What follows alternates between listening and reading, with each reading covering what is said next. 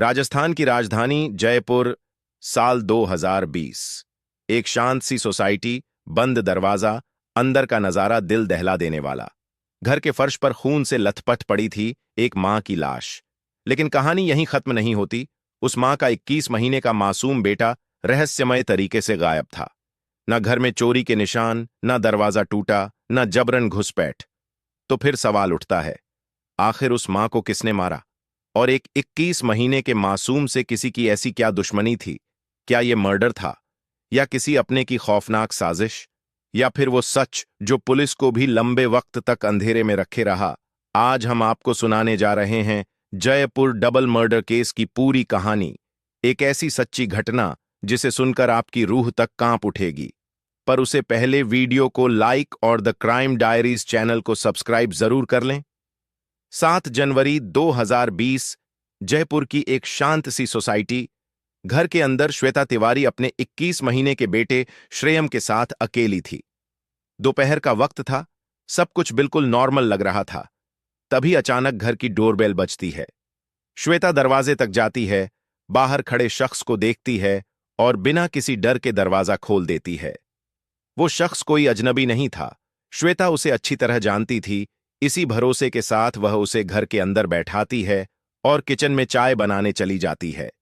लेकिन श्वेता को जरा भी अंदाजा नहीं था कि जिसे वह गेस्ट समझ रही है, वही इंसान उसकी मौत बनकर आया है।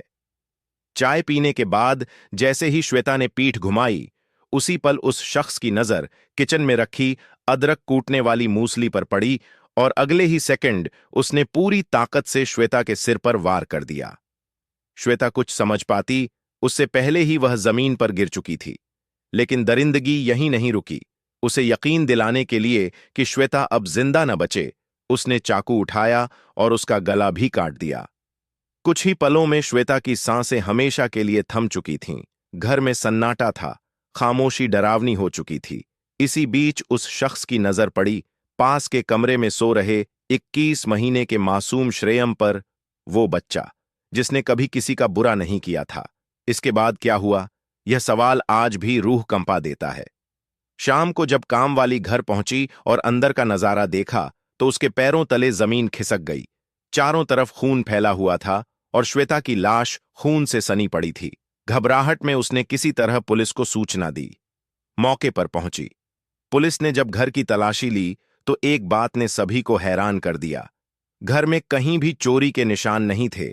दरवाजा सही सलामत था, कोई जबरन घुसपैठ नहीं हुई थी। लेकिन 21 महीने का श्रेयम घर में कहीं नहीं था। एक और अजीब बात, श्वेता का मोबाइल फोन भी गायब था। अब सवाल सिर्फ दो थे। आखिर वो कौन था जिसे श्वेता इतनी अच्छी तरह जानती थी कि उसने खुद दरवाजा खोला? और आखिर एक मासूम बच्चे से किसी की ऐसी क्या दुश्मनी थी? इन सवालों के जवाब छुपे थे श्वेता की जिंदगी के अतीत में। कानपुर की रहने वाली श्वेता तिवारी एक हंसमुख, संस्कारी और सिंपल लड़की थी। शादी के बाद उसकी जिंदगी जुड़ गई दिल्ली के रहने वाले रोहित तिवारी से, जो जयपुर एयरपोर्ट पर इंडियन ऑयल कॉरपोरेशन लिमिटेड में मैनेजर के पद पर काम करता था। हादसे से करीब 1.5-2 साल पहले ही दोनों जयपुर में शिफ्ट हुए थे। शादी के करीब 7 साल बाद, बड़ी मन्नतों के बाद उनके घर श्रेयम का जन्म हुआ था। बेटे के आने के बाद घर में खुशियों का माहौल था। श्वेता को मानो एक नई जिंदगी मिल गई थी। बाहर से देखने पर यह रिश्ता बिल्कुल नॉर्मल और खुशहाल लगता था। एक वर्किंग हस्बैंड, एक केयरिंग वाइफ और गोद में एक नन्हा सा बच्चा। लेकिन वक्त के साथ इस परफेक्ट दिखने वाली तस्वीर में दरारें आने लगीं। 4 दीवारों के अंदर हालात कुछ और ही थे। श्वेता और रोहित के रिश्ते में धीरे धीरे तनाव बढ़ने लगा था। छोटी छोटी बातों पर बहस, कभी पैसों को लेकर तो कभी आपसी शक और मिसअंडरस्टैंडिंग को लेकर झगड़े होने लगे थे। लेकिन हर बार श्वेता चुप रह जाती थी। वो सिर्फ अपने बेटे श्रेयम की मुस्कान और उसके फ्यूचर के लिए सब कुछ सहती रही। फिर आता है 7 जनवरी 2020, वही दिन जिसने सब कुछ बदल दिया। शाम करीब 5:30 पर रोहित अपने ऑफिस में था, तभी उसके पड़ोसी अजय का कॉल आता है। कॉल सुनते ही रोहित के पैरों तले जमीन खिसक जाती है। वह बिना कुछ सोचे समझे भागता हुआ घर पहुंचता है। फ्लैट के बाहर पुलिस, मीडिया और लोगों की भीड़ लगी होती है। कुछ ही घंटों में उसका हंसता खेलता परिवार तबाह हो चुका था। पत्नी की बेरहमी से हत्या हो चुकी थी और 21 महीने का बेटा गायब था। रोहित सदमे में वहीं बैठा था कि तभी करीब 7:30 पर उसके फोन पर एक मैसेज आता है। मैसेज पढ़कर उसके होश उड़ जाते हैं। अगर अपने बेटे को जिंदा देखना चाहते हो तो 30 लाख का इंतजाम कर लो। यह साफ हो गया था कि श्रेयम का किडनैप किया गया है। लेकिन सबसे शॉकिंग बात यह थी कि यह मैसेज श्वेता के ही मोबाइल नंबर से भेजा गया था। रोहित ने बिना एक पल गंवाए पुलिस को जानकारी दी और श्वेता के भाई शुभम को भी मैसेज फॉरवर्ड कर दिया। खबर मिलते ही श्वेता के मायके में कोहराम मच गया। मामला इतना सीरियस था कि पुलिस की पूरी टीम एक्टिव मोड में आ गई। सबसे पहले जिस नंबर से फिरौती का मैसेज भेजा गया था उसे सर्वेलेंस पर डाला गया। इसके बाद शुरू हुआ पूछताछ का लंबा सिलसिला।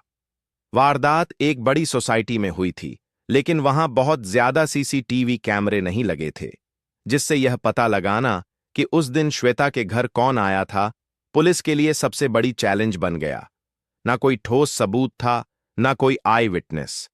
लेकिन तभी इस केस में एक बड़ा ट्विस्ट आता है। पुलिस को पता चलता है कि श्वेता के एक पड़ोसी ने अपने फ्लैट के बाहर पर्सनल सीसीटीवी कैमरा लगवा रखा था और उस कैमरे का एंगल सीधे श्वेता के मेन एंट्रेंस को कवर करता था। पुलिस ने तुरंत 7 जनवरी की फुटेज खंगालनी शुरू की। फुटेज में जो दिखा उसने सबको सन्न कर दिया। एक शख्स श्वेता के घर से बाहर निकलता नजर आया। भीषण गर्मी के बावजूद उसके सिर पर टोपी थी और उसके हाथ में कपड़े में लिपटा हुआ कुछ था। पुलिस को शक नहीं, पूरा यकीन था कि उस कपड़े के अंदर 21 महीने का मासूम श्रेयम था। पुलिस ने अब मामले में घरवालों से पूछताछ शुरू की। सबसे पहले श्वेता के मायके वालों को बुलाया गया और यहीं से ऐसे खुलासे सामने आए जिन्होंने पूरे केस की दिशा बदल दी। श्वेता के परिवार वालों ने बताया कि रोहित और श्वेता के बीच काफी समय से रिश्ते खराब चल रहे थे। झगड़े अब आम बात हो चुके थे। फिर सामने आई 5 जनवरी 2020 की वो डरावनी बात, जब रोहित ने गुस्से में श्वेता के पिता सुरेश मिश्रा को फोन किया और कहा, पापा, अब हम इसे खत्म कर देंगे। यह सुनकर पिता का दिल कांप उठा, लेकिन उन्होंने इसे गुस्से में कही गई बात मानकर नजरअंदाज कर दिया। उसी दिन श्वेता और रोहित के बीच जमकर लड़ाई हुई थी। झगड़ा इतना बढ़ गया था कि श्वेता अंदर से टूट चुकी थी। उस रात उसने अपने पिता को मैसेज किया था, पापा, मैं डर गई हूं। लेकिन परिवार ने सोचा कि यह पति पत्नी के बीच का नॉर्मल झगड़ा होगा जो वक्त के साथ ठीक हो जाएगा। इन्हीं बातों ने पुलिस के शक की सुई को पूरी तरह घुमा दिया और अब सीधा शक जाटिका श्वेता के पति रोहित पर। हालांकि उस वक्त पुलिस के लिए सबसे बड़ी प्रायोरिटी थी 21 महीने के श्रेयम को जिंदा ढूंढना। पुलिस श्वेता के मोबाइल नंबर को लगातार ट्रेस कर रही थी। श्वेता के घर वाले बार बार रोहित पर शक जता रहे थे। रोहित खुद पूरी तरह पुलिस के साथ कोऑपरेट कर रहा था। उसने यहां तक कह दिया कि वह 30 लाख की पूरी फिरौती देने को तैयार है, बस उसका बेटा सही सलामत वापस ला दिया जाए। यह बात पुलिस को और कंफ्यूज कर रही थी। लेकिन 8 जनवरी 2020 जिस बात का सबको डर था वही सच हो गई। दोपहर करीब 12:30 पर श्रेयम की लाश उसी सोसाइटी के पीछे झाड़ियों में पड़ी मिली। जैसे ही रोहित ने अपने बेटे की लाश देखी, वह वहीं जमीन पर गिर पड़ा और फूट फूट कर रोने लगा। पुलिस ने तुरंत शव को पोस्टमार्टम के लिए भेजा, लेकिन रिपोर्ट ने सबके होश उड़ा दिए। पोस्टमार्टम में सामने आया कि श्रेयम की मौत का समय और श्वेता की मौत का समय बिल्कुल एक जैसा था। मतलब यह कोई किडनैपिंग केस नहीं था, बल्कि कोल्ड ब्लडेड डबल मर्डर था। पुलिस को अब धीरे धीरे केस की गुत्थी सुलझती नजर आ रही थी। लेकिन हैरानी की बात यह थी कि श्रेयम की लाश मिलने के बाद भी फिरौती के मैसेज आना बंद नहीं हुए। मामला अब हाई प्रोफाइल बन चुका था और राजनीतिक दबाव भी बढ़ने लगा था। ऐसे में पुलिस ने एक बार फिर शक की सुई रोहित की ओर घुमाई और यह पता लगाने की कोशिश की कि मर्डर के वक्त रोहित आखिर था कहां। कई सवालों के साथ पुलिस रोहित के ऑफिस पहुंची। यहां जो सच सामने आया उसने केस को फिर पलट दिया। मर्डर वाले दिन रोहित पूरा दिन ऑफिस में ही था, कई मीटिंग्स में शामिल हुआ था और सीसीटीवी व गवाहों के मुताबिक वह ऑफिस से बाहर निकला ही नहीं था। इतना ही नहीं, उसके मोबाइल की लोकेशन भी पूरे समय ऑफिस में ही पाई गई। पुलिस के सामने सबसे बड़ी परेशानी यही थी कि ऐसा कोई ठोस सबूत नहीं मिल रहा था जिससे यह साबित किया जा सके कि इस मर्डर में रोहित का सीधा हाथ है। दिन बीतते जा रहे थे और केस और ज्यादा उलझता जा रहा था, लेकिन पुलिस ने एक चीज नहीं छोड़ी थी, श्वेता का मोबाइल नंबर। वही इस केस की आखिरी उम्मीद था। श्वेता का नंबर लगातार सर्वेलेंस पर था और कुछ ही वक्त में एक शॉकिंग पैटर्न सामने आया। उस नंबर की लोकेशन 6 अलग अलग जगहों पर ट्रेस हुई थी। इनमें से एक लोकेशन थी सांगानेर। पुलिस ने बिना समय गंवाए एक टीम सांगानेर रवाना कर दी। पहले से मिली जानकारियों और पूछताछ के इनपुट्स को जोड़ते हुए पुलिस एक घर तक पहुंची। घर के बाहर जो नजारा था वही इस केस का टर्निंग पॉइंट बन गया। दरवाजे के पास रखे जूते बिल्कुल वैसे ही थे जैसे सीसीटीवी फुटेज में श्वेता के घर से निकलते हुए उस शख्स के पैरों में दिखे थे। पुलिस को अब यकीन हो चुका था कि वह सही जगह पहुंच चुकी है। तुरंत घर में दबिश दी गई और वहां से सौरभ चौधरी नाम के शख्स को गिरफ्तार कर लिया गया। जांच में पता चला कि सौरभ कोई और नहीं बल्कि रोहित के दोस्त हर सिंह का साला था। थाने लाकर जब उससे पूछताछ शुरू हुई तो सौरभ गोलमोल जवाब देने लगा। वह साफ तौर पर पुलिस को गुमराह करने की कोशिश कर रहा था। तभी पुलिस ने एक चाल चली और उसका आमना सामना रोहित से करा दिया। रोहित सौरभ को देखते ही फूट पड़ा और अपनी पत्नी और बेटे की हत्या का जिम्मेदार बताते हुए उसके लिए कड़ी से कड़ी सजा की मांग करने लगा। लेकिन जब सौरभ ने देखा कि पूरा इल्जाम उसी के सिर डाला जा रहा है तो वह टूट गया। उसने एक एक कर सारे राज पुलिस के सामने उगलने शुरू कर दिए और जो सच सामने आया उसने सबको हिलाकर रख दिया। दरअसल रोहित तिवारी अपनी पत्नी श्वेता से पूरी तरह छुटकारा पाना चाहता था। उसकी जिंदगी में एक नया सपना था, दूसरी शादी करने का। इसी ख्वाहिश ने इस खौफनाक साजिश को जन्म दिया। महीनों पहले से ही रोहित ने इस प्लान की नींव रख दी थी। वह हर कदम बेहद चालाकी से और प्री प्लान्ड तरीके से उठा रहा था। जयपुर एयरपोर्ट पर लगे सीसीटीवी कैमरों की रिकॉर्डिंग उसने 23 दिसंबर से ही बंद करवा दी थी ताकि आगे चलकर उसकी किसी भी हरकत का कोई डिजिटल प्रूफ न बचे। ऑफिस में लगातार मीटिंग्स, सीनियर्स से मुलाकात और काम का प्रेशर इस तरह सेट किया गया ताकि मर्डर वाले दिन सबको यही लगे कि रोहित पूरे दिन ऑफिस में ही मौजूद था। लेकिन इतना बड़ा खेल वह अकेले नहीं खेल सकता था। उसे अपने प्लान को एग्जीक्यूट करने के लिए किसी ऐसे इंसान की जरूरत थी जो भरोसेमंद भी हो और लालच में आ सके। यहीं से इस कहानी में एंट्री होती है दूसरे किरदार की, सौरभ उर्फ राज सिंह।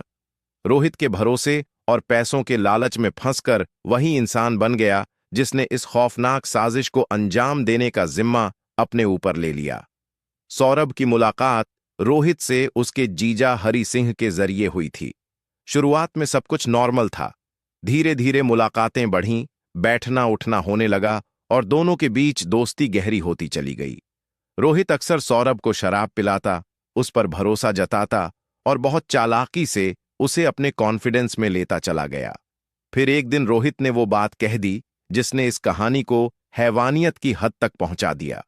रोहित ने सौरभ से कहा, मेरी पत्नी और बेटे को मार दो, बदले में मैं तुम्हारे हर काम आऊंगा। पैसों और लालच में अंधे सौरभ ने बिना ज्यादा सोचे इस जानलेवा सौदे को स्वीकार कर लिया। डील हुई सिर्फ 10,000 रुपये में। सिर्फ 10,000 रुपये, 1 माह और 21 महीने के मासूम बच्चे की कीमत। यह सोचकर भी रूह कांप जाती है। मर्डर वाले दिन सौरभ चेहरा छुपाकर श्वेता के घर पहुंचा, लेकिन श्वेता उसे पहले से जानती थी, इसलिए बिना किसी शक के दरवाजा खोल दिया। उसे बैठाया, चाय बनाने चली गई और सब कुछ बिल्कुल नॉर्मल लग रहा था। लेकिन अगले ही पल सौरभ ने किचन से अदरक कूटने वाली मूसली उठाई और श्वेता के सिर पर ताबड़तोड़ वार करने शुरू कर दिए। कुछ ही पलों में एक खुशहाल घर खून से लाल हो चुका था। वारदात के बाद रोहित और सौरभ ने मिलकर अगला प्लान एग्जीक्यूट किया। सौरभ श्वेता का मोबाइल अपने साथ ले गया, उसकी सिम निकाल दी, नया फोन खरीदा और उसी नंबर से रोहित को फिरौती का मैसेज भेजा गया ताकि पुलिस को लगे कि यह किडनैपिंग का मामला है। शुरुआत में रोहित खुद को मासूम दिखाता रहा, झूठ बोलता रहा, लेकिन जब सौरभ ने पुलिस के सामने एक एक सबूत और पूरा घटनाक्रम खोल दिया तो रोहित टूट गया और उसने अपना जुर्म कबूल कर लिया। जैसे ही यह सच्चाई सामने आई कि एक मां और मासूम बेटे की हत्या के पीछे खुद पति और पिता का हाथ है, पूरे जयपुर में गुस्से की लहर दौड़ गई। लोग सड़कों पर उतर आए, नारे लगे, हथियारों को फांसी दो। सोशल मीडिया पर भी आक्रोश फूट पड़ा। हर कोई यही कह रहा था कि ऐसे दरिंदों को जिंदा रहने का कोई हक नहीं। इस केस का सबसे डरावना पहलू यही था कि इंसान स्वार्थ में इतना अंधा हो सकता है कि अपने ही बच्चे को मारने से भी पीछे न हटे। रोहित ने पत्नी को रास्ते से हटाने के लिए दोस्त को तैयार किया और बेटे को इसलिए मरवा दिया ताकि उसकी शादीशुदा जिंदगी की कोई निशानी बाकी न रहे। जयपुर डबल मर्डर केस, एक ऐसी कहानी जिसने रिश्तों की बुनियाद हिला दी। पति जो सुरक्षा का प्रतीक माना जाता है, वही पत्नी का कातिल निकला। पिता जो बच्चे के लिए भगवान होता है, वही उसका सबसे बड़ा दुश्मन बन गया। और दोस्त जो साथ निभाने के लिए होता है, वही मौत का सौदागर बन गया। श्वेता और श्रेयम आज हमारे बीच नहीं हैं, लेकिन उनकी दर्दनाक कहानी हमें यह सिखाती है कि सबसे बड़ा खतरा कभी कभी बाहर नहीं, बल्कि अपने ही घर के भीतर छुपा होता है। अब आपकी राय में ऐसे अपराधियों को क्या सजा मिलनी चाहिए? कमेंट बॉक्स में जरूर बताइए।